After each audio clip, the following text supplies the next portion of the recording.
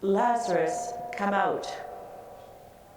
The dead man came out, his hands and feet bound with strips of cloth, and his face wrapped in a cloth.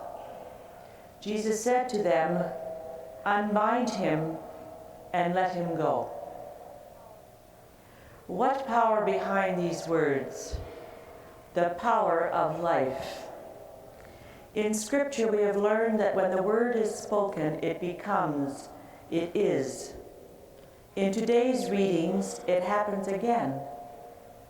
In the first reading from the prophet Ezekiel, we read, "You shall know that I am the Lord, when I open your graves and bring you up from them, O my people. Then I will put my spirit into you, and you shall live. And you shall know that I, the Lord, have spoken and will act." In the Gospel, we have the event of Lazarus, Mary, and Martha. Jesus, delaying his arrival in Bethany, is greeted by Martha all in a flurry about Jesus not being there, and later by Mary, who is content to wait and trust in Jesus in stillness. The most powerful aspect of these readings is that the breath of God enters that which is dead and creates new life. This is what our journey is all about and continues to be during this Lenten season.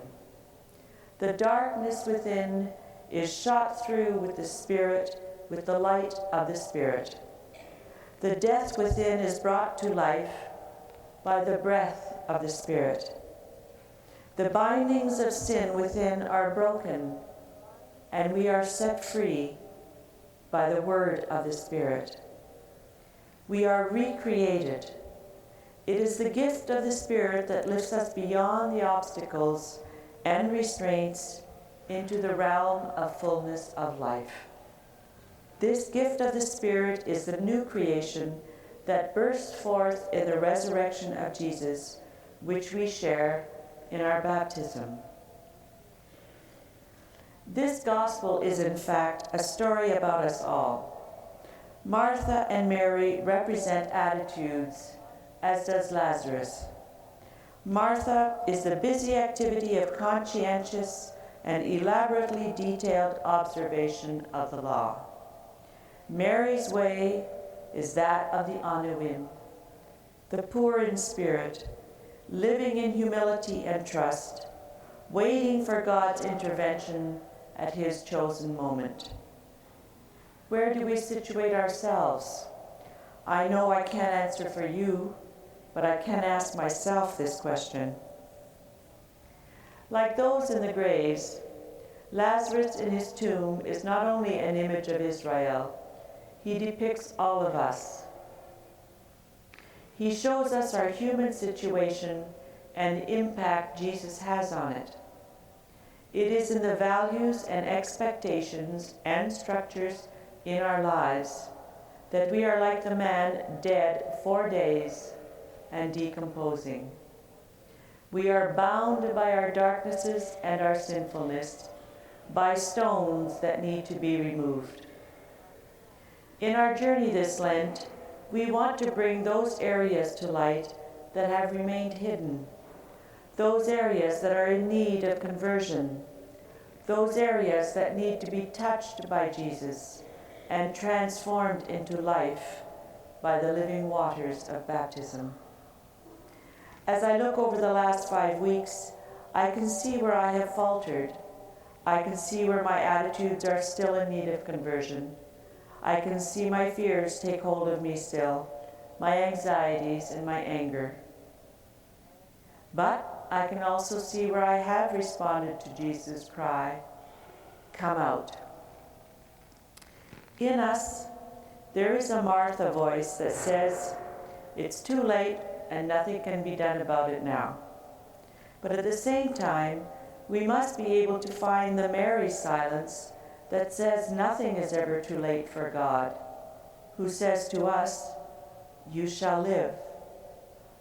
We still have 2 more weeks to continue our journey to Jerusalem. God is there. He hasn't given up on us, nor should we give up on ourselves or on others.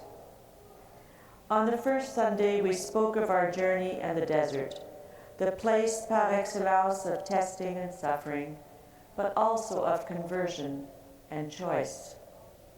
In the transfiguration of Jesus, we were given a glimpse of what is to come, enkindling our hope, but also preparing us for the choices Jesus must make, Tabor or Calvary. The woman at the well brought us from doubt to faith as we discovered living water in the words of Jesus. And on the fourth Sunday, the man born blind reminded us once again of our own blindness and our need to be healed. Today, we have the most explicit description of Jesus' impact in our lives. Apart from Jesus, we die. But he calls us forth, all of us, from our tombs so that we may live. Christ gives, but we choose our response. We also need help with the stone, with the burial clothes, for we cannot move the stone ourselves, nor can we untie that which binds us.